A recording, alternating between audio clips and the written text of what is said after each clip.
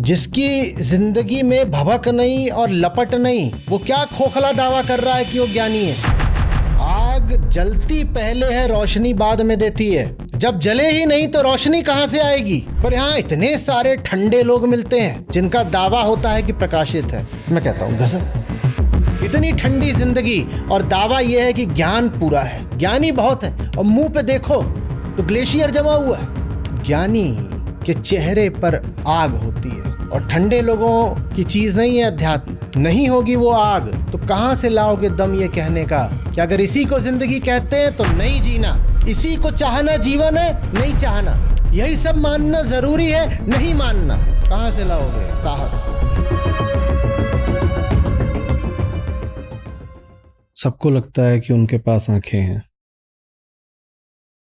सबको लगता है उनके पास बुद्धि है, दिमाग है, और सबको लगता है कि वो जिंदा हैं तो दुनिया का अनुभव ले ही रहे हैं। आपको ऐसा लगता है, फिर भी जिन्होंने जिंदगी को समझा है उन्होंने आपसे आग्रह करा है कि थोड़ा और करीब से देखो दुनिया को भी, लोगों की जिंदगी को भी, और अपने जीवन को भी।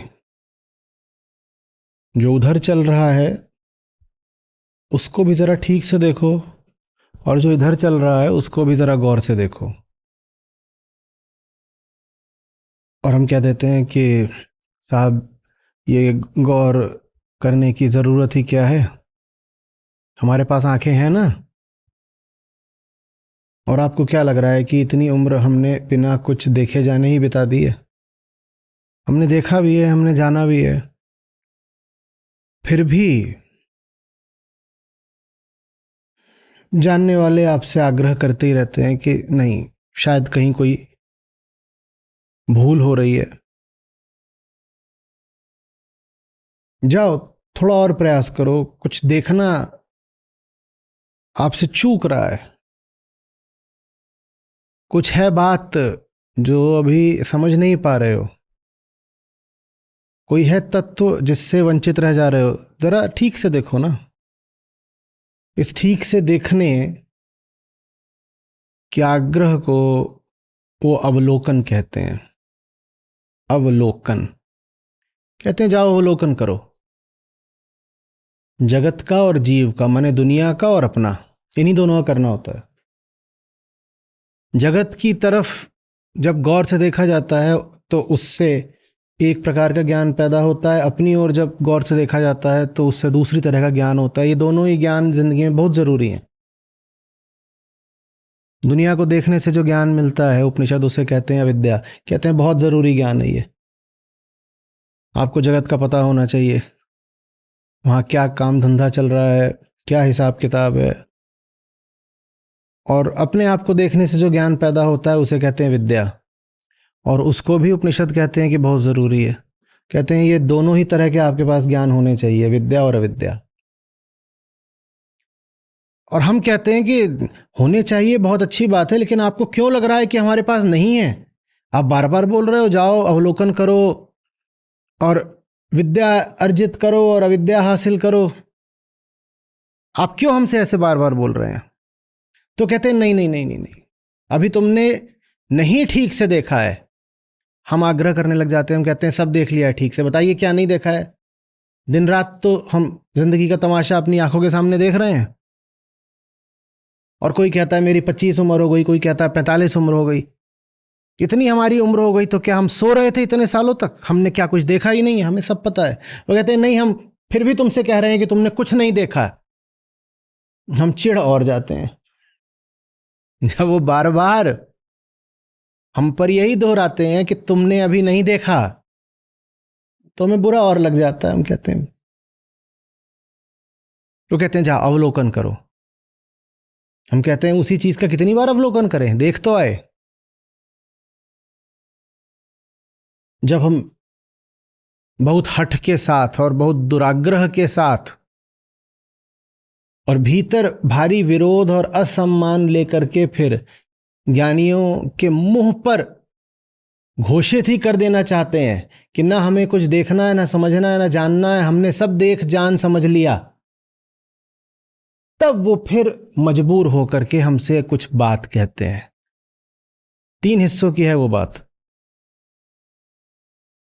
वो कहते हैं अगर तुमने सचमुच देख लिया होता जिंदगी को और खुद को, तो तुमने कहा होता जैसे जी रहा हूं वैसे जीऊंगा नहीं।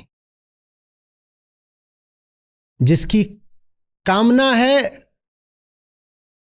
वो चाहूंगा नहीं, और जो मान रहा हूं वो मानूंगा नहीं। 3 बातें बोल रहे। अगर तुम्हारा अवलोकन जरा भी सच्चा या गहरा होता तो तुमने 3 बातें बोली होती। जैसे जी रहा हूं वैसे जीऊंगा नहीं, जो चाह रहा हूं उसे चाहूंगा नहीं, और जो मान रहा हूं उसे मानूंगा नहीं। बोल रहे तुमने 3 में से एक बात नहीं बोली इनमें से, और दावा तुम्हारा यही है कि अवलोकन पूरा है।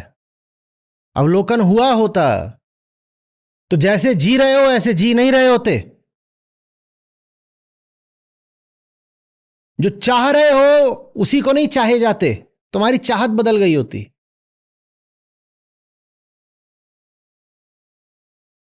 और अवलोकन में अगर सच्चाई होती तो जो बात पकड़ के बांध के बैठे हो मान्यता, वो कब की छोड़ दी होती। जो मान रहे हो वो मान नहीं रहे होते, तुम वही अपना पुरानी घिसी पिटी चीज अभी भी माने जा रहे हो।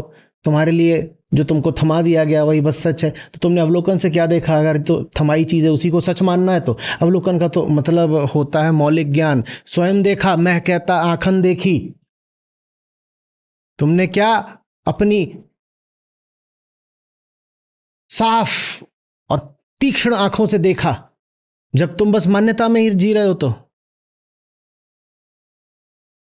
जैसे जी रहा हूं वैसे जीऊंगा नहीं, जो चाह रहा हूं उसको चाहूंगा नहीं, जो मानता आया हूं उसको मानूंगा नहीं। और ये तीनों फल मिल जाते हैं उसको जिसने बस साफ, निर्मल, निष्पक्ष, पूर्वाग्रह रहित आंखों से जीवन को देखने की हिम्मत दिखाई होती है। हिम्मत की बात है, ये कोई कला कौशल इत्यादि नहीं है। आप कहें मुझे आता नहीं है, मेरा अभ्यास नहीं है। अरे कोई मुझे इसकी कला या विज्ञान समझा दो। न कला, न विज्ञान, न कौशल, साहस, कलेजा चाहिए, हिम्मत चाहिए। उसको भी कह दो प्रेम चाहिए, प्रेम। साहस तो प्रेम से ही आता है, और नहीं तो कहाँ कोई साहस आएगा। प्रकृति में तो उतना ही साहस पाया जाता है जितना शिकार करने के लिए जरूरी है। प्रकृति में तो उतना ही साहस पाया जाता है जितना आग लगी जगह से भाग जाने के लिए जरूरी है। प्रकृति बस उतना ही साहस देती है आपको, इससे ज्यादा साहस नहीं देती। उसके आगे का साहस तो बस प्रेम से आता है।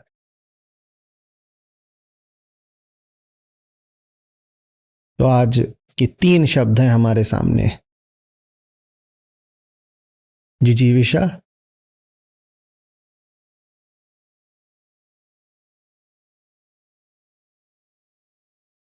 बुभुक्षा और बुभुत्सा। हम मुक्ति की बात करते हैं बार बार, इन्हीं तीनों से मुक्ति चाहिए होती है। जिजीविषा से मुक्ति माने जैसे जी रहा हूं अगर इसको जिंदगी कहते हैं तो नहीं जीना, ये हुई जिजीविषा से मुक्ति।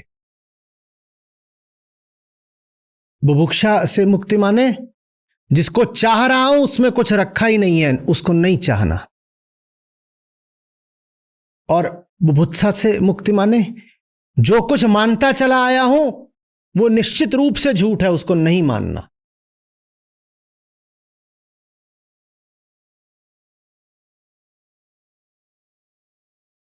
जो भी कुछ तुमने मुझे सिखा पढ़ा दिया है, जो भी तुम्हारे पुराने ढर्रे हैं, वैसे न जीना है, न चाहना है, न मानना है। नहीं जिएंगे, नहीं चाहेंगे, नहीं मानेंगे। और ये तीनों फल हैं मात्र उस छोटी सी चीज के जिसको कहते हैं अवलोकन। तो अष्टावक्र कह रहे हैं किया होता अगर अवलोकन तो जैसे जी रहे हो वैसे ही जीते जाने की तुम में कैसे इतनी प्रबल इच्छा होती। और तुम तो अपनी जिंदगी बदलना ही नहीं चाहते। कोई तुम्हारे पीछे डंडा लेके भी पड़ा होगी, जिंदगी बदल लो, तुम तब भी एकदम अड़ियल टट्टू की तरह, कुत्ते की टेढ़ी पूंछ की तरह कुछ बदलना ही नहीं चाहते। और बदलाव तो स्वयं आ जाता है, बदलाव स्वयं आ जाता है।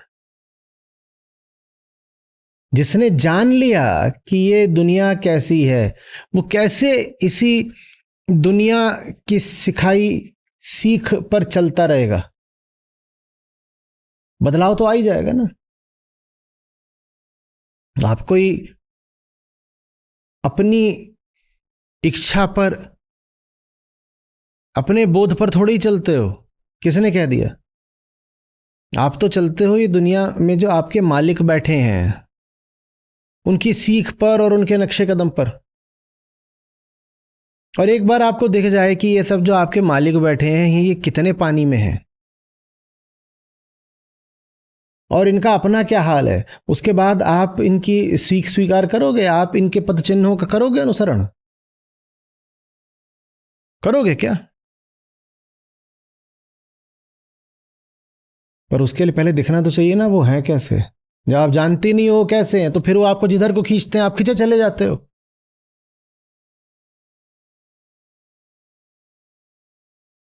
अष्टावक्र कह रहे हैं, कस्यापितात धन्यस्य लोकचेष्टा अवलोकनात् जीवितेच्छा बुभुक्षा च बुभुत्सोपशम गता। इनके आगे निकल जाता है, ये इच्छाएं पीछे छूट जाती हैं, ये तीन चीजें पीछे छूट जाती हैं। कौन सी तीन चीजें? जैसे सब जीते हैं वही जीना है, जिसको सब चाहते हैं उसी को चाहना है, और जो सबकी मान्यता है उसी को मानना है। और ये सब पीछे छूट जाएगा अगर तुमने एक उनको और एक खुद को ठीक से देख लिया होता। ना तुम उनको जानते ना तुम खुद को जानते, सिर्फ इसीलिए तुम उनके ऐसे शागिर्द, ऐसे अनुयायी, ऐसे ऐसे शिष्य, ऐसे भगत बने हुए हो।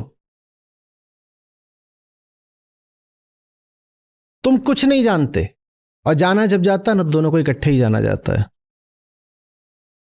जैसे खुद को नहीं जानते वैसे उनको भी नहीं जानते।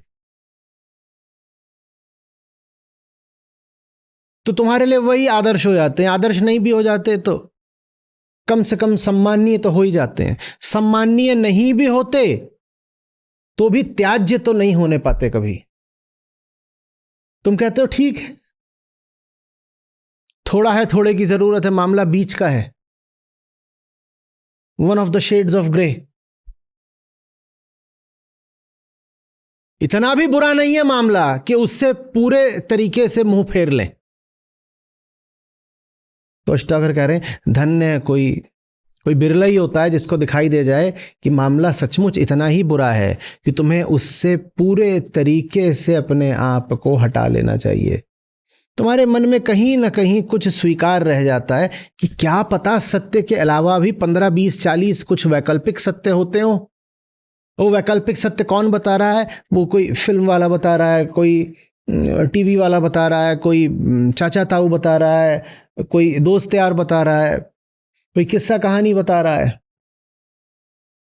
कई बार तो वो जो और इधर उधर की भी किताबें होती हैं धर्म के नाम की, उनसे भी तुम उठाने लग जाते हो कि ये भी बता रही तो ठीक ही होगा। मैं लोगों से कहता हूं गीता, तो कहते हैं गीता ही थोड़ी कोई एक धर्म ग्रंथ है, हमारे और भी तो धर्म ग्रंथ हैं। मैं पूछता हूं कौन से धर्म ग्रंथ से पढ़ा है? बोलते मनुस्मृति से पढ़ लिया, गरुड़ पुराण से पढ़ लिया। बोलते हैं गीता ही क्यों माने, और भी तो ये चीजें हम उनसे पढ़ लेते हैं। तुमने अगर ठीक से पढ़ भी लिया होता तो उनको छोड़ दिया होता।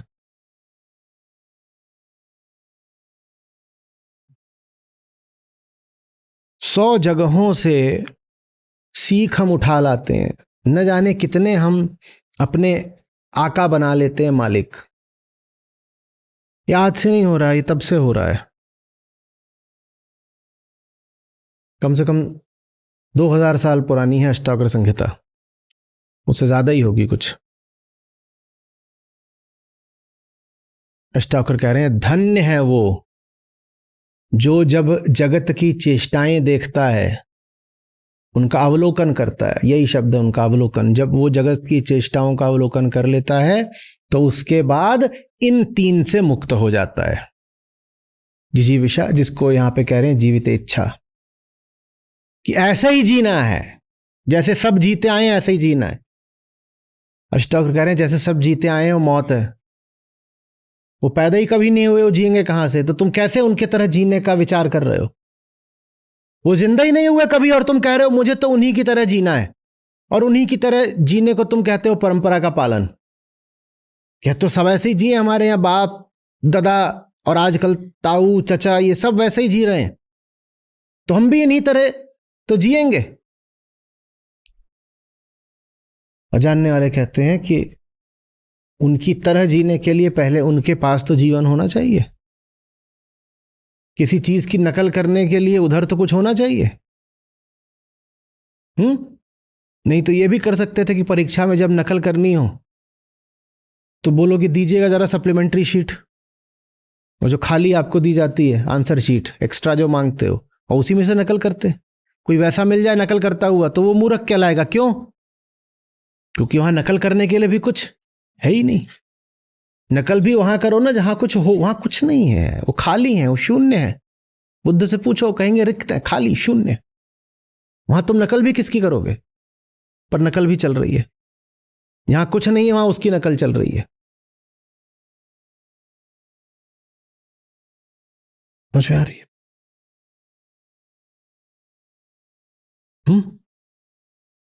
आप जिनकी नकल कर रहे हो उनकी जिंदगी की किताब में कुछ नहीं लिखा हुआ है, तो आप कहते हो लेकिन कुछ था तो, नकल करी तो थी हमने। मैं बताता हूं क्या था।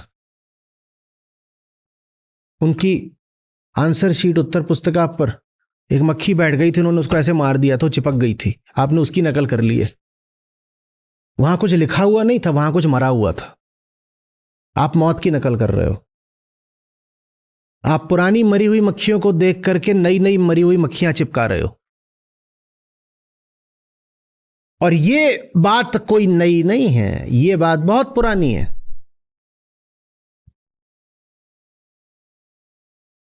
2000 साल बाद पुरानी बात है ये। वो कह रहे हैं जिसने जगत को देख लिया वो फिर कभी नहीं कह पाएगा कि जैसे सब जीते हैं वैसे ही जीना है। तो अगर आपकी जिंदगी लगभग वैसी है जैसी सबकी जिंदगी है, तो एक बात पक्की है, आप जिंदगी के बारे में कुछ नहीं जानते। आप मुक्त ही कितने हो जगत से, आपके अवलोकन में सच्चाई कितनी रही है, यही ऐसे नाप लीजिए कि आपकी और दूसरों की जिंदगी में समानता कितनी है। तीनों कसौटियां हैं, किसी का भी प्रयोग कर लीजिए। दूसरों की और आपकी जिंदगी में समानता कितनी है, दूसरों की और आपकी इच्छाओं में समानता कितनी है, और दूसरों की और आपकी मान्यताओं में समानता कितनी है। जितनी आपकी मान्यताएं दूसरों जैसी, उतने आप मुर्दा। उतना आपने अभी कुछ जाना ही नहीं है। मुर्दे क्या जानेंगे, कुछ नहीं पता आपको। जितना आप भी वही सब कुछ चाहते हो जो दूसरे चाहते हैं, उतने आप मुर्दा। लोहा खिंचा आता है चुंबक की ओर, उसे कुछ पता थोड़ी है, पर फिर भी खिंचा आ रहा है, आकर्षण है, चाहत तो है ही, खिंचा चला आ रहा है। पतंगा खिंचा चला आता है प्रकाश की ओर, उसे कुछ पता थोड़ी है। लोग कहते हैं अभी दिवाली आ रही, लोग कहते हैं दिवाली के अन्य कारणों में एक कारण ये भी है कि बरसात के बाद कीड़े बहुत हो जाते हैं। तो जब खूब प्रकाश कर दो, रात में दिए वगैरह जला दो, तो उसमें आके कीड़े मर जाते हैं। कीड़ों को पता है क्या कि वो प्रकाश की ओर क्यों खिंचे आ रहे हैं? बस आ रहे हैं, आ रहे हैं। वैसे ही हम हैं, कुछ भी कर रहे हैं,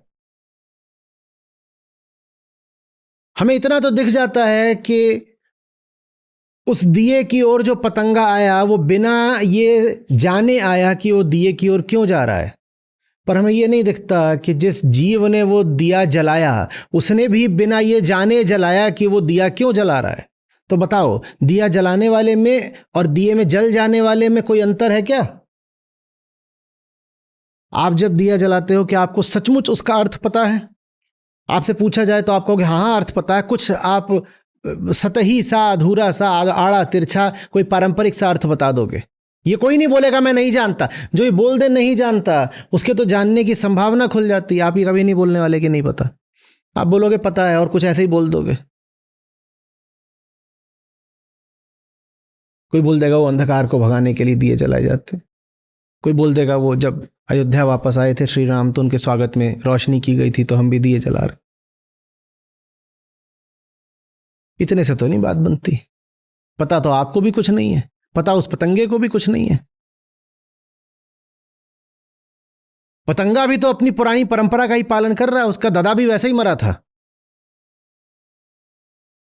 2 दिवाली पहले उसका दादा वहीं मरा था, उसी घर में, वैसे ही किसी दिए में आके मुंह डाला था, मरा था। वो भी अपनी परंपरा का पालन कर रहा है, आप भी परंपरा का पालन कर रहे हो। जानता वो कुछ नहीं, जानते आप कुछ नहीं। ये बात ऋषिष्टा होकर आपको समझा रहे हैं, समझ सकते हो तो समझिए। उन्हें भी बहुत उम्मीद नहीं कि आप समझ पाएंगे। वो भी यही कह रहे हैं कि धन्य है वो बिरला जिसको ये बात समझ में आती है, क्योंकि समझ में आती नहीं है बात किसी को।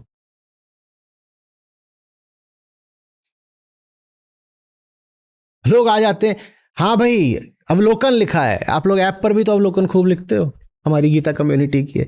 अरे अवलोकन अगर सच्चा होता तो जिंदगी बदल गई होती ना। अवलोकन सच्चा होता तो आप वही सब कुछ कैसे चाह रहे होते जो आप चाहते जाते हो, वही सब कुछ कैसे मान रहे होते जो आप मानते जाते हो।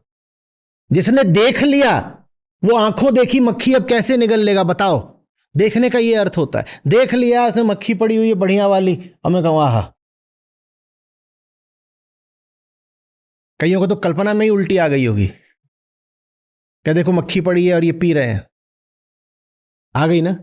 ऋषियों को ऐसे ही हमारी जिंदगी देख के वमन आता है एकदम। आपको दिख रहा हो ना दिख रहा हो, उन्हें दिखता है कि हमारी जिंदगी में मक्खियां ही मक्खियां हैं और वो रोज हम हलक से नीचे उतारते हैं।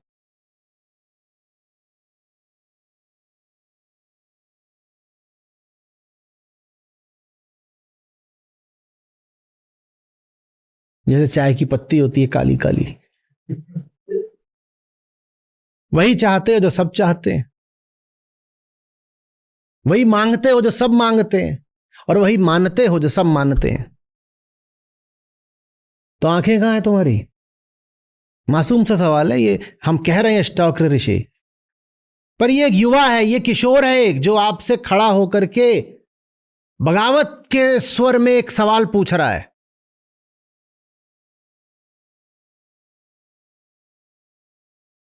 ये एक विद्रोही का प्रश्न है। बताओ ना, कुछ ऐसा चाहते हो जो दूसरे नहीं चाहते? कहते हैं इनकी आयु इस वक्त 14 साल की है। मैं कह रहा हूं चलो थोड़ी अतिशयोक्ति होगी, 14 के नहीं होंगे 24 के होंगे, पर 24 के हैं तो भी बहुत जवान है।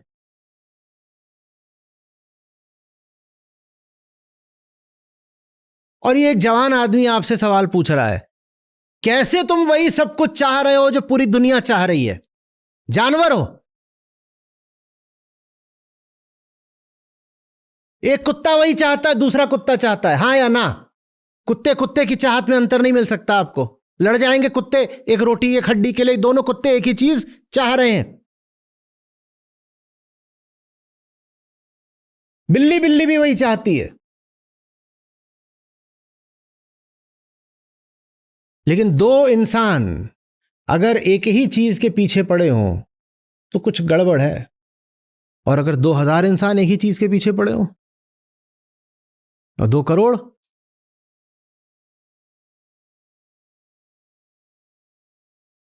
और 2 करोड़ ही नहीं, 2 शताब्दियों से 2 करोड़, तो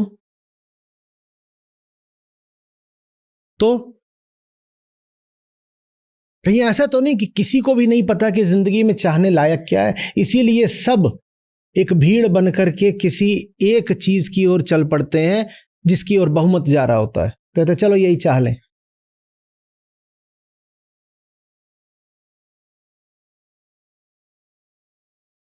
अगर सचमुच हमारे पास कुछ निजता होती, कुछ इंडिविजुअलिटी होती, तो जितने लोग होते उनके रास्तों में कुछ तो विविधता दिखाई देती।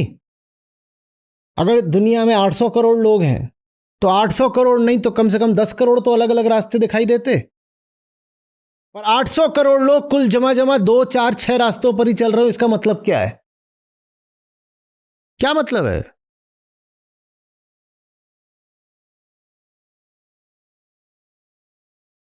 हम कैंपस में थे तो हाँ मैंने पूछा, मैंने कहा इतने सारे हैं हम, और सबसे अभी पूछा जाए कि अपनी ड्रीम कंपनी बताना 1 2 3, तो 90% लोगों की वही वही निकलेंगी। मैंने कहा ये कौन सी ड्रीम है? जो तुम्हारी है वही तुम्हारे पड़ोसी की है और वही पूरे कैंपस की है। ये सपना कौन सा है? ये सपना तो है ही नहीं। अरे सपना भी तो थोड़ा सा अपना हो। अगर अपना नहीं तो सपना नहीं, वो फिर एक भ्रम मात्र है जो उसको बोलना हो। डिल्यूजन, हेलुसिनेशन, और रात में देख रहे हो तो नाइटमेयर। आपके सपने आपके अपने हैं क्या? आपका पड़ोसी बिल्कुल वही सपना ले रहा है जो आप ले रहे हो। अब वो सपना ना आपका है ना आपके पड़ोसी का है। वो सपना एक बहुत विस्तृत, ऑल परवेसिव, सर्वव्यापी अज्ञान का है। वो किसी का नहीं है। जैसे कि हड्डी मिल जाए, कुत्ते को सपना आ रहा है, कुत्ते का सपना थोड़ी ही है। 10 कुत्ते लेटे, 10 एक ही सपना ले रहे, हड्डी मिल जाए। आप क्या बोलोगे? इस कुत्ते ने कोई विशेष पात्रता हासिल करी है, कोई ज्ञान है इसके पास, कुछ देख समझ के सूंघ के आया है, कुछ जानने से इसने ये सपना बनाया है? नहीं, बस चूंकि वो कुत्ता है इसलिए हड्डी मांग रहा है, उसे कुछ पता नहीं। वैसे ही हमारी भी जो सब चाहते हैं वो बहुत सार्वजनिक है। सर्वव्यापी अज्ञान से उठती सार्वजनिक चाहतें। ये जो बड़े बड़े रेजिडेंशियल कॉम्प्लेक्सेस होते हैं, ये ऊंचा होगा कम से कम 25 मंजिल, अब तो 50-50 मंजिल वाले भी होने लग गए, जमीन की कमी। और उसमें आप देखोगे वो सब वही हैं, पिजन होल्स। और थोड़ा दूर से देखो तो दिखाई देता है कि जो उसमें एक एक यूनिट है वो बिल्कुल दूसरी यूनिट्स जैसी है, और उसमें सैकड़ों यूनिट्स हैं, सैकड़ों यूनिट्स हैं। तो पहला सवाल तो ये कि क्या आप सबका सपना इतना एक जैसा था कि सबने यही कहा था कि मुझे ऐसा घर मिले? सबका घर बिल्कुल एक जैसा? चलो कोई बात नहीं, घर की बनावट, ईंट पत्थरों का खेल, हम कह सकते हैं बाहरी बात है। लेकिन जब हम आपके घर में प्रवेश करते हैं तो हम पाते हैं कि घर कोई भी हो, जिंदगी एक जैसी है। किसी भी घर में घुसो, टीवी पर लगभग एक से कार्यक्रम चल रहे हैं। किसी भी घर में घुसो तो प्रेम तो नहीं ही पाओगे, क्लेश भी एक जैसे हैं। हमारे क्लेशों में भी विविधता नहीं है। लगभग एक से ही संवाद चल रहे होते हैं, पति पत्नी, सास बहू, मां बेटे के बीच में लगभग एक सी बातें। तभी तो जब एक घर से कोई जाके दूसरे घर में चुगली करता है तो दूसरे घर वाला तुरंत समझ जाता है क्या बात हो रही, क्योंकि वही बात कल रात उसके घर में भी हो रही थी। हमारा तो क्लेश भी उधार का है। हमें क्लेश भी, इतनी भी हमारी किस्मत नहीं कि क्लेश भी मौलिक ओरिजिनल मिल जाए। हम लड़ते भी ऐसे हैं जैसे किसी स्क्रिप्ट से उठा करके लड़ाई कर रहे हो। पिक्चरों की पटकथा होती है, उसमें पहले ही बता दिया जाता है नायक खलनायक खड़े हैं, अब तू इसको गाली देगा, फिर ये तुझे कुछ बोलेगा, फिर तू कुछ बोलेगा, फिर तू कुछ बोलेगा। उनकी तो लड़ाई भी नकली है। प्रेम तो हमारे पास है ही नहीं असली, हमारा क्लेश भी नकली है।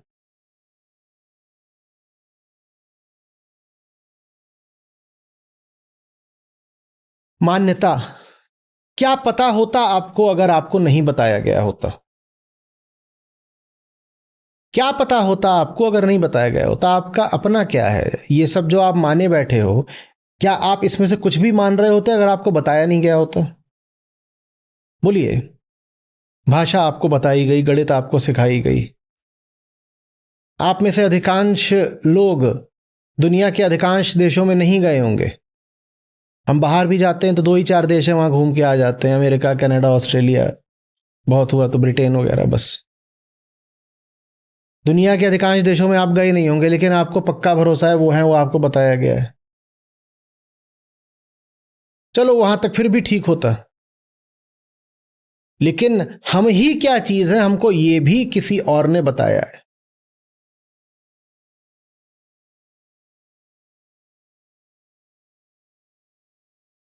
जिन विचारों को, मान्यताओं को, आदर्शों को आप बहुत अब जिंदगी में अपनी पवित्र और केंद्रीय मानने लगे हो, वो भी क्या सब आपके अपने हैं? मैं कट्टर वामपंथी हूं, कोई बोल रहा है। ये वामपंथ तुमने पैदा करा है क्या? कम्युनिस्ट मैनिफेस्टो तुमने लिखा था क्या? किसी ने अगर पढ़ाया नहीं होता तो कहां से लाते तुम वामपंथ? पर आज उसके लिए तुम जान देने को तैयार हो। मैं कट्टर मुसलमान हूं, ईसाई हूं, हिंदू हूं। हिंदुओं में भी फिर मैं क्षत्रिय हूं, गुज्जर हूं, जाट हूं, ब्राह्मण हूं। कुछ तुम पैदा हुए, तुमको बताया नहीं गया होता ये सब।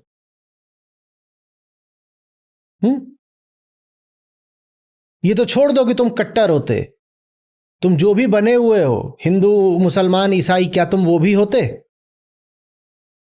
ये धर्म तुम्हारा अपना है क्या? किसी ने बताया नहीं होता।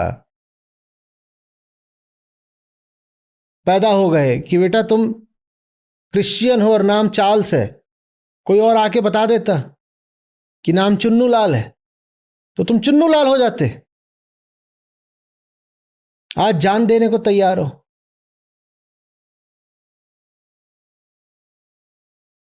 कह रहे हो my God is the only God and Christ is his only son. ये सब ज्ञान तुमको सपने में आया था? आकाशवाणी हुई थी? फिर तुम्हारे ऊपर डाउनलोड उतरा था? तुम्हें कैसे पता ये सब?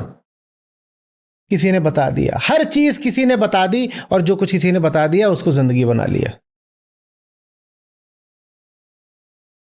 ऐसे ही तो चल रहा है।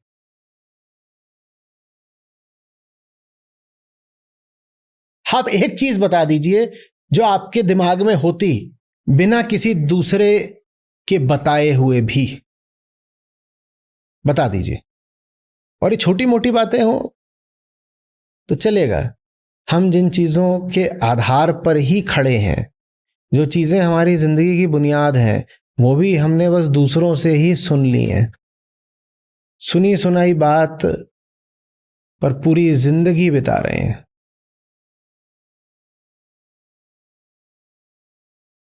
तभी तो फिर जब आपसे कोई गहरी चर्चा की जाती है तो 2 मिनट में आप अचकचाना शुरू कर देते हो और कहते हो नहीं, ये चेंज द टॉपिक, नहीं समझ में नहीं आ रहा, नहीं बोरिंग है। वो बोरिंग नहीं है, आपके पास अब कोई जवाब नहीं है। तुम्हें किसने बताया कि इतना पैसा जिंदगी में होना ही चाहिए? कैसे पता हो तो? तुम्हें कुछ नहीं पता है। क्योंकि तुम्हें कुछ नहीं पता है, इसीलिए जो सब कर रहे हैं वही करने में तुम भी लगे पड़े हो।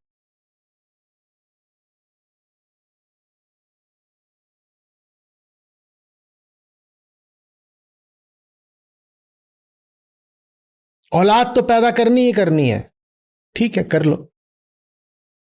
प्रकृति ने शरीर में व्यवस्था दी है, उससे औलाद पैदा हो सकती है, कर लो, ठीक है। होती भी रही है। ये कोई समस्या की बात नहीं कि औलाद पैदा करनी है, लेकिन ये तो बता दो कि ये तुम्हें किसने बताया कि ये जीवन में इतनी महत्वपूर्ण बात है? ये किसने बताया? कैसे तुमने इस बात को इतनी इज्जत दे दी जिंदगी में?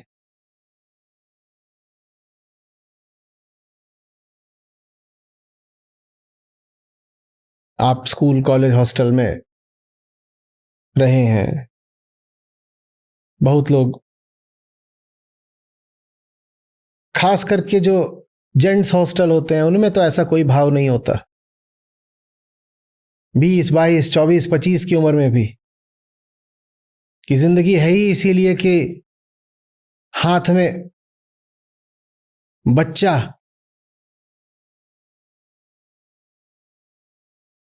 रोए। कुछ और भी बोल सकता था पर अब छोड़ो।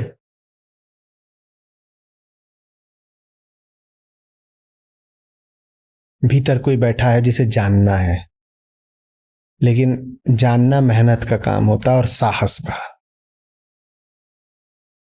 जब न मेहनत करनी है न साहस दिखाना है तो जानना फिर उधारी का काम बन जाता है। जानना तो है ही, कहीं ना कहीं से तो ये भाव लाना ही है भीतर के। मुझे भी पता है, मुझे भी पता है। दो तरीके से हो सकता है, मैंने पता लगाया है या मैंने मान लिया है। पता लगाने वाली मेहनत करनी नहीं, तो मान लो, वो सस्ता विकल्प है। मान लो, जो सब कर रहे हैं इधर उधर देखो और मान लो। आ रही बात समझ? मान लो बस।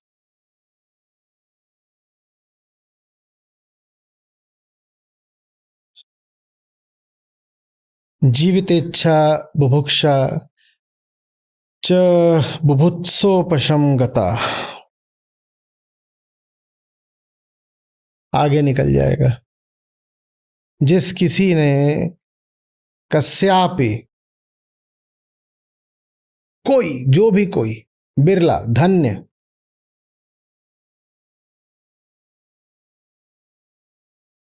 कोई जिसने भी देख लिया कि जिंदगी वास्तव में क्या चीज है। और ये देखना कोई ऐसा नहीं कि साधु सन्यासियों का ही या धार्मिक लोगों का ही काम है। जिस किसी को भी जिंदगी जीनी है, उसे जिंदगी का दर्शन तो करना ही पड़ेगा ना, जिंदगी जाननी तो पड़ेगी ना। कि बस दार्शनिकों को ही जिंदगी जीनी है, आपको नहीं जीनी। आपको जीनी है ना। जिसको भी जिंदगी जीनी है उसको जिंदगी समझनी पड़ेगी, नहीं तो जी कैसे रहे हो।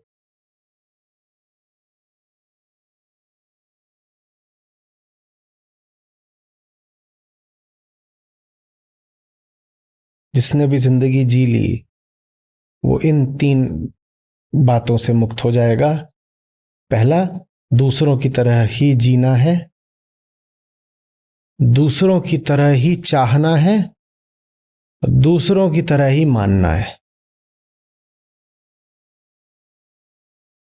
न दूसरों की तरह जीऊंगा, न दूसरों की तरह चाहूंगा, न दूसरों की तरह मानूंगा। मेरी एक जिंदगी है, उसे पूरी मौलिकता में जीऊंगा। अवसर बार बार नहीं आवे, दूसरा कोई जीवन तो है नहीं, यही है, यही है। और इसकी अनंत संभावना है। कैसे मैं कोई एक पल की भी बर्बादी बर्दाश्त कर लूं? सीमित जीवन, संभावना अनंत।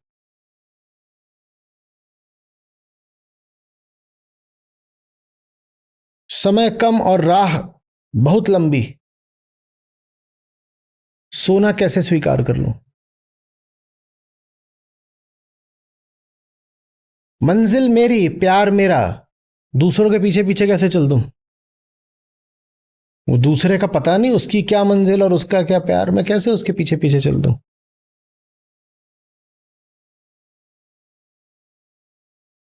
ये होता है एक एक प्रज्वलित जीवन।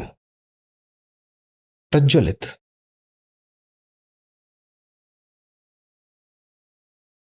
प्रज्वलन उसमें प्रेम से आता है। आप सब के सब ज्ञान मांगते रहते हो, ज्ञान चाहिए, ज्ञान चाहिए, रोशनी ज्ञान की। ज्ञान को प्रकाश बोलते हैं ना। ज्ञान की रोशनी से अज्ञान का अंधकार दूर होता है। ज्ञान से प्रकाशित हो पाओ उससे पहले प्रज्वलित होना पड़ता है। आग जलती पहले है, रोशनी बाद में देती है। जिसकी जिंदगी में भभक नहीं और लपट नहीं, वो क्या खोखला दावा कर रहा है कि वो ज्ञानी है। और ये रिश्ता है ज्ञान का और प्रेम का। ज्ञान प्रकाश है, प्रेम प्रज्वलन है। बिना प्रज्वलन के प्रकाश कहां से लाओगे बताओ? जब जले ही नहीं तो रोशनी कहां से आएगी?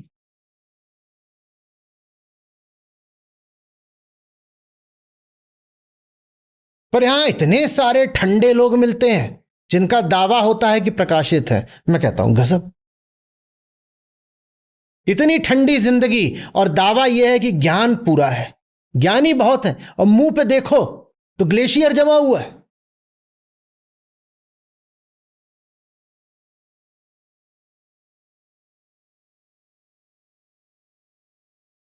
ज्ञानी के चेहरे पर आग होती है,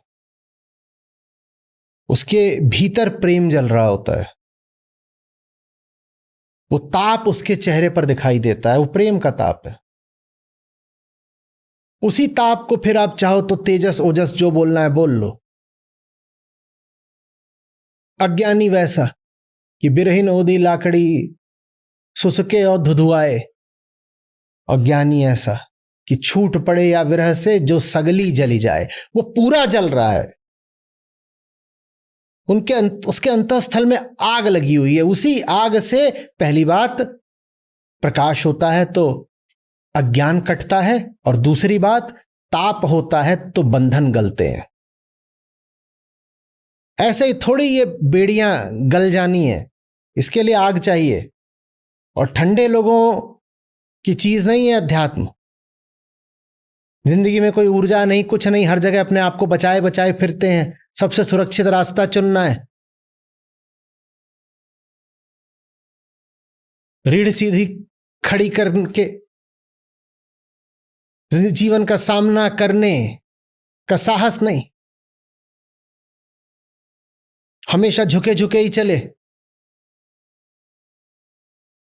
और दावा है ज्ञान का।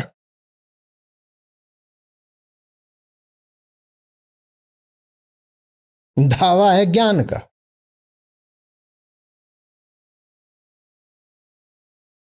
जिनकी कभी रीढ़ नहीं सीधी हो रही, वो अपने आप को किस मुंह से ज्ञानी बोलते हैं? प्रेम विद्रोह होता है, क्योंकि प्राकृतिक स्थिति आपकी बंधन माने अप्रेम की होती है। प्रेम जो आपकी प्राकृतिक जन्मजात स्थिति है, उसके खिलाफ बड़ा विद्रोह होता है। उसी आग का प्रकाश ज्ञान बनता है।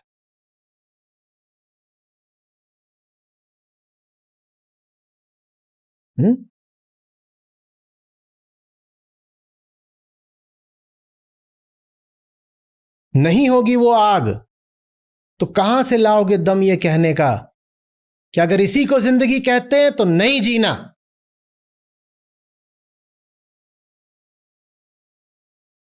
इसी को चाहना जीवन है, नहीं चाहना। यही सब मानना जरूरी है, नहीं मानना। कहां से लाओगे साहस? नहीं जीऊंगा, नहीं चाहूंगा, नहीं मानूंगा, कैसे कह पाओगे जब तक भीतर कुछ धधक सा नहीं रहा होगा।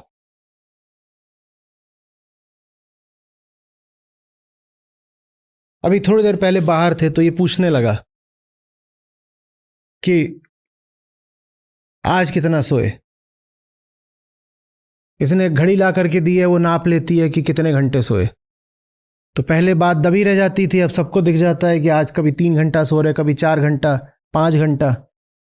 महीने में 1-2 दिन निकले हैं जब 7-8 घंटे की नींद मिली, नहीं तो यही चल रहा है। पूछ रहा आज कि, मैंने कहा तुम्हें क्या लगता है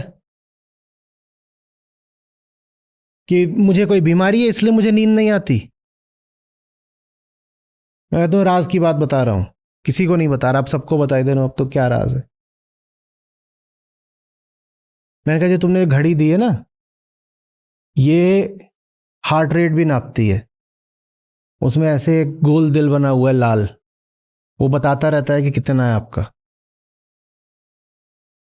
वो आमतौर पे होना चाहिए कुछ 70-75, इतना ही होना चाहिए ना। मैंने कहा रात में 3-4 बजे सत्र खत्म होता है, सुबह 9-10 बजे भी मेरा 90-95 रहता है। वो मेरे लिए सेलिब्रेशन के घंटे होते हैं। मुझे नींद कैसे आ जाएगी? कोई बहुत ठंडा मरा हुआ बुझा हुआ आदमी होगा जो सत्र के बाद सो सकता होगा। सत्र में आग लग जाती है मुझ में, वो मेरे प्रज्वलन का समय होता है। मैं कैसे सो जाऊं उसके बाद? मेरा पूरा शरीर तप रहा होता है, मुझे कैसे नींद आ जाएगी? इसलिए नींद नहीं आती। और तुम लोग सोच रहे हो, कोई सोच रहा है इनको मच्छर आ गया, मच्छर भाग। मच्छर ने क्या किया? कोई लगा हुआ है जाके ये कि इनकी टेस्टिंग कराओ 100 तरह की। अब इतनी टेस्टिंग कराओगे तो उसमें कुछ ना कुछ चीजें खराब आ ही जाएंगी। तुम्हें लगता है उन चीजों से खराब होने से नींद नहीं आ रही? वो बात है ही नहीं, बात इश्क की है। कोई तरीका नहीं है इसके बाद सो जाने का। लाश थोड़ी हूं, कैसे सो जाऊं? कैसे सो जाऊं? अनहद बाजा बजे सुहाना। अनहद बाजा बजता है और ऐसा बजता है कि सो के दिखा दो। 10,000 वॉट के स्पीकर लगे हों, ऐसा बजता है। इसके बाद कोई सो सकता है? कोई तरीका ही नहीं सोने का। इसके बाद तो मुझे नाचना होता है। वो उत्सव है हमारा, वो त्योहार है। दिक्कत इनकी है कि वो त्योहार महीने में 25 दिन हो रहा है। इतनी इनमें क्षमता ही नहीं, एपेटाइट ही नहीं कि उतनी खुशी बर्दाश्त कर पाए। सारी समस्या यह है कि तुम्हारे पास आनंद के लिए पाचन शक्ति नहीं है। आनंद तुम्हें पच नहीं रहा है। यह जगह है, यह संस्था हमारी उनके लिए है जो छोटी मोटी खुशी से राजी ना होते हो, जिनके पास एपेटाइट हो हाइयर प्लेजर की, और उसी को आनंद बोलते हैं। वो तुम्हारे पास है नहीं। ये मुर्दा बुझे हुए लोग, ये अपने आप को जवान बोलते हैं। मैं इनसे दूनी उम्र का हूं। मैं कहता हूं अब सत्र खत्म हुआ है, मुझे फेस्टिविटीज चाहिए। और यहां चारों तरफ सुनसान, सुनसान तो कम, शमशान। मुझे इस सत्र के बाद पार्टी चाहिए भाई। एक मुझे एग्जिस्टेंशियल सेलिब्रेशन चाहिए। उसकी जगह मैं क्या करूं? मैं अभी जो कुछ बोल रहा हूं ये ज्ञान नहीं बोल रहा, ये प्रेम ही बोल रहा है। बिना प्रेम के कोई नहीं ज्ञान होता। और लोग अलग अलग आके बताते हैं ज्ञान मार्ग अलग है, प्रेम मार्ग अलग है। कुछ नहीं, बेकार की बात। अपनी जिंदगी से बता रहा हूं, ये दोनों कुछ अलग अलग नहीं होते, हो ही नहीं सकते।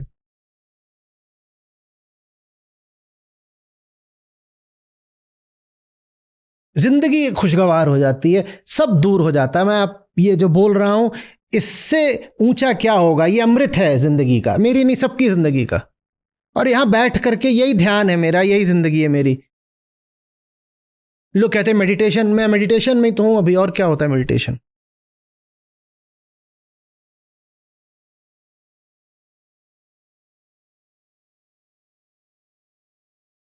अब सत्र समाप्त हुआ, मैं बोलता हूं चलो खेलेंगे। खेलने के लिए वहां कोई होता ही नहीं।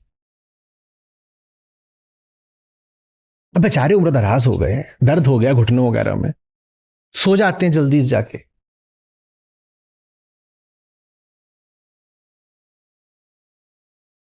कईयों को मुझ पे लगता है दया जाती, कहते हैं अब ये इन्होंने अभी 4-6 घंटे बोला है, अब ये खेलेंगे क्या? तो जाने मुझ पे रहम करके नहीं आते सामने। एक ये बैठा हुआ, ये इतना सारा खाना लेके आ जाता है। अरे खाने का होश होता है क्या? पार्टी में खाना खाने जो जाए वो कौन कहलाते हैं? वो मोटी तोंद वाले 60 साल वाले अंकल। खबरदार मुझे अंकल समझा तो। जवान आदमी तो पार्टी में नाचने जाता है, और जो 60 साल वाले होते हैं ये इतनी बड़ी तोंद लेके खाने जाते हैं। ये मेरी पार्टी चल रही है, खाना ले आता है बहुत सारा। मैं कह रहा हूं खाना मत लेके आ अभी।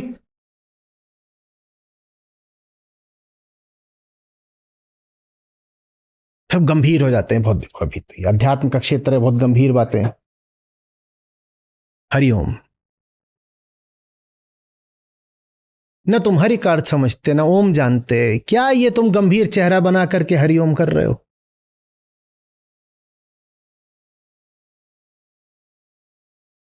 जब पूरी जान लगा करके कोर्ट पे स्मैश मारो ना,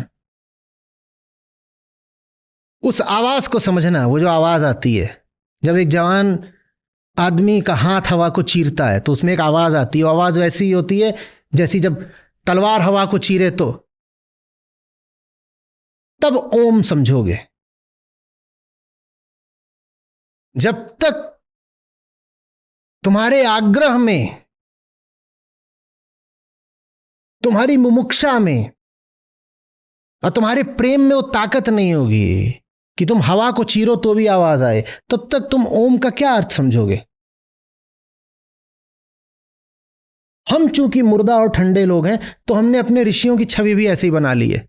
आप देखोगे किस्से कहानियों में, चित्रों में, पुराणों में और टीवी सीरियलों में, वहां जो ऋषि आते हैं वो ऐसा होता है कि बस अभी इनकी बात सुन लो, कोई भरोसा नहीं 5 मिनट बाद ही होंगे कि नहीं, बहुत ध्यान से, बहुत इज्जत से अभी इनकी बात सुन लो, गिरने ही वाले हैं बस। तुमने ऋषियों को ऐसा समझ रखा है। ये सामने अष्टावक्र हैं,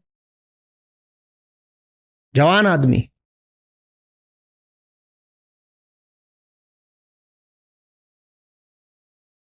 जब दिल इतनी जोर से धड़क रहा हो तो नींद कहां से आ जाएगी। और सत्य अगर दिल को नहीं धड़काएगा तो दिल फिर प्रेम कैसे कर पाएगा। सच के सामने अगर आपका दिल नहीं धड़कता तो बताओ फिर प्यार किससे करते हो। या सच के सामने बिल्कुल ऐसे शांत होकर के और ठंडे होकर बैठ जाओगे और दिल धड़केगा जब कंचन कामिनी सामने आएंगे।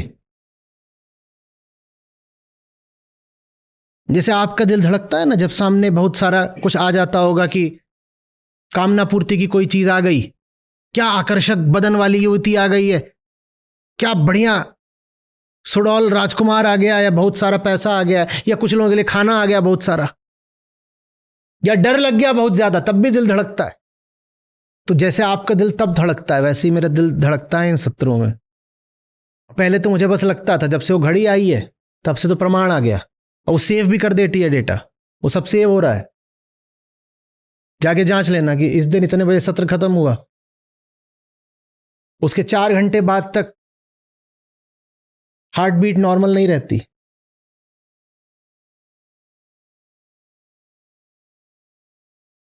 नहीं तो सिर्फ ज्ञान की बुनियाद पर कैसे तुम उतना बड़ा विद्रोह कर पाओगे जिसकी आज बात हो रही है। नहीं जीना, नहीं चाहना, नहीं मानना, कैसे कह पाओगे। सिर्फ धड़कता हुआ भी नहीं, जलता हुआ दिल चाहिए, तब कह पाओगे। सच ऐसी चीज है कि जब सामने आए तो ये ना कहो कि अरे मैं तो बिल्कुल संयत हो गया, शांत हो गया। कहो आग लग गई, आग लग गई, पूरा जिस्म जलने लगा। ये जो आपको सिखा दिया गया है ना ठंडा सत्य, इसी के कारण फिर आज दुनिया में सच्चाई की इतनी हार है।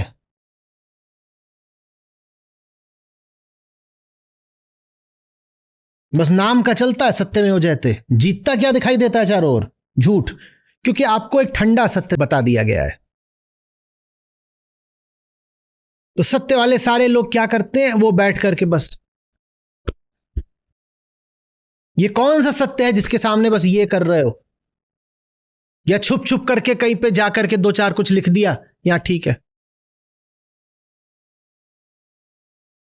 उद्घोष कहां है, दहाड़ कहां है, जिंदगी कहां है।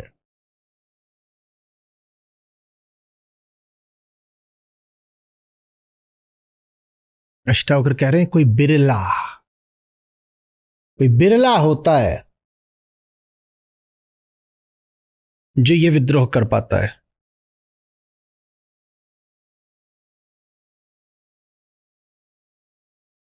और ये आश्चर्य की बात इसलिए है क्योंकि दुनिया का जो हाल है वो प्रकट सब पर है। आप जिनको अपना आदर्श मानते हो, आप जिनको अनुकरणीय मानते हो, उनकी जिंदगी कैसी बीती है ये आप भी जानते हो। तब भी आपको उन्हीं के पद चिन्हों पर चलना है।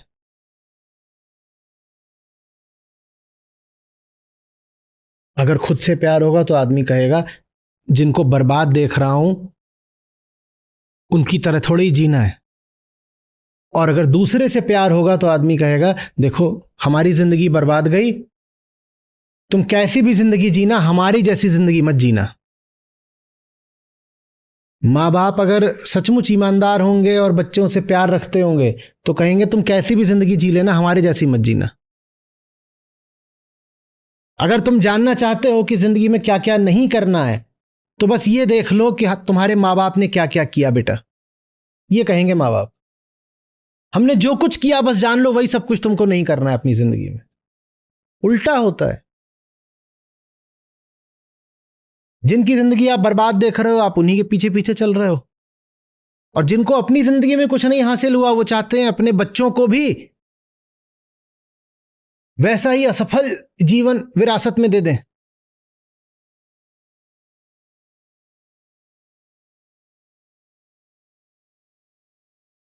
देखिए कितनी दूर तक जा रहे हैं अष्टावक्र। अष्टावक्र कह रहे हैं कि जिजीविषा से भी आगे निकल जाऊंगा लेकिन माने जीना ही छोड़ दूंगा। बहुत दबाव डालोगे तो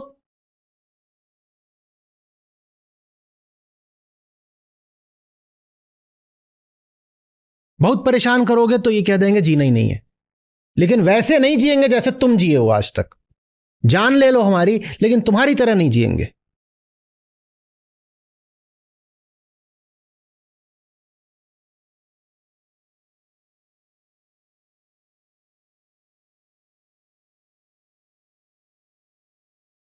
समझ में आ रहा है?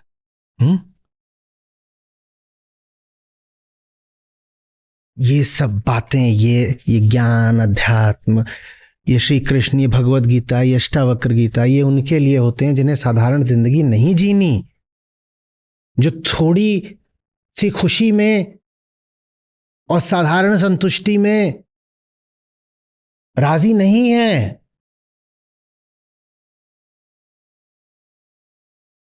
जिनकी जिनकी आकांक्षा बहुत हार्दिक है, जो कह रहे पैदा हुए हैं तो पूरा पी के जाएंगे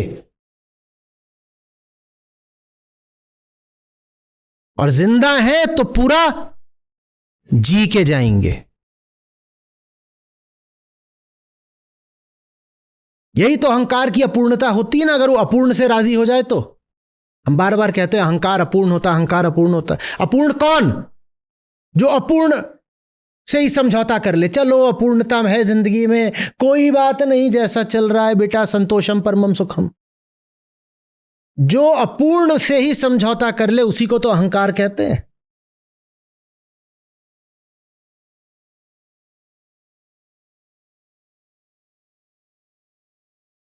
आदमी वो जो कहे कि अगर जबरदस्ती करोगे तो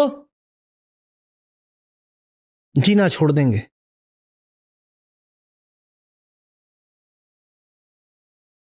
इसी को सत्याग्रह कहते हैं, सत्य के लिए आग्रह। छोटी मोटी बात पे नहीं कि नस काट ली और फालतू में फीता लटका दिया पंखे से, वो जो नौटंकियां कलेश घरों में चलते हैं, वो सब नहीं, वो बेकार की बात है। सत्याग्रह।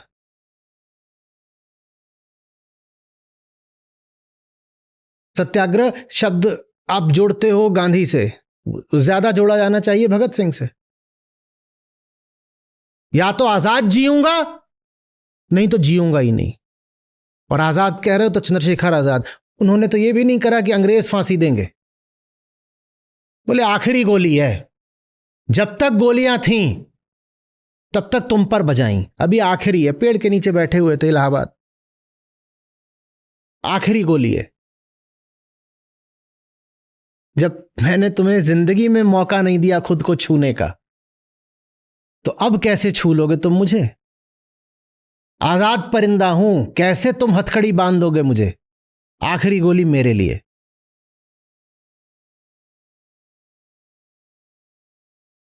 ये है असली आध्यात्मिक लोग। पर हमने आध्यात्मिक आदमी की छवि क्या बना दी है? ठंडा, मुर्दा। क्रांति का और विद्रोह का तो हमने संबंध ही नहीं रखा अध्यात्म से। सत्याग्रह, हां, सत्याग्रह।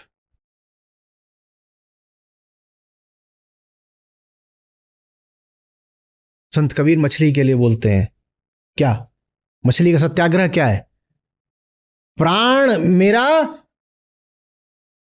समुद्र में है, समुद्र ही मेरा प्रेम है। इतनी सी भी देर को निकालोगे तो प्राण त्याग दूंगी।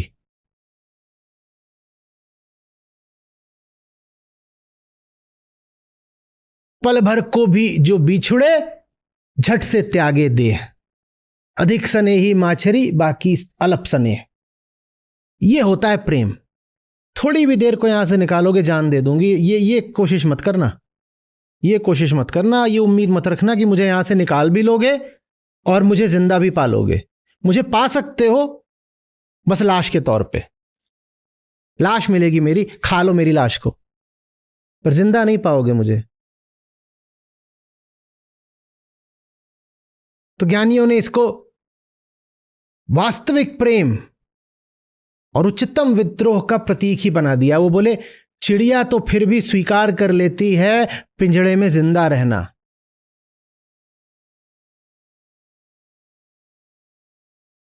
मछली है जो नहीं स्वीकार करती। मछली कहती है पानी के बिना नहीं जीऊंगी।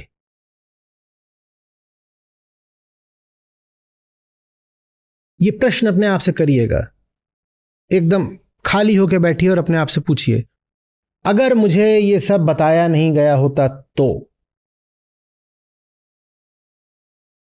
मैं जैसे भी जी रहा हूं, जी रही हूं, कैसे जी रही होती अगर मुझे ये सब बताया नहीं गया होता तो? न इधर से न उधर से कुछ ना पता चला होता तो मेरा क्या होता, मेरा अपना क्या होता? ये प्रश्न बहुत जरूरी है। ये प्रश्न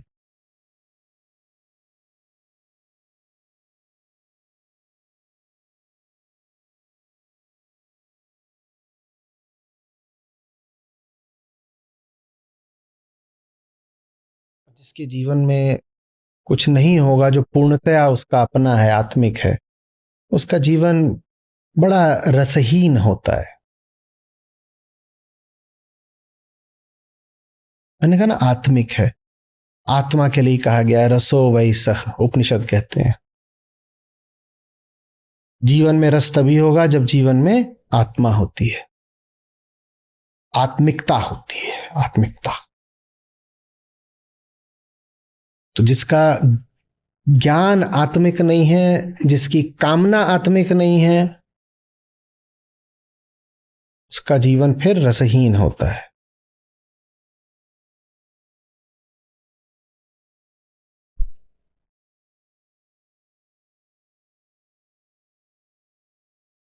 कुछ आ रही है बात समझ में?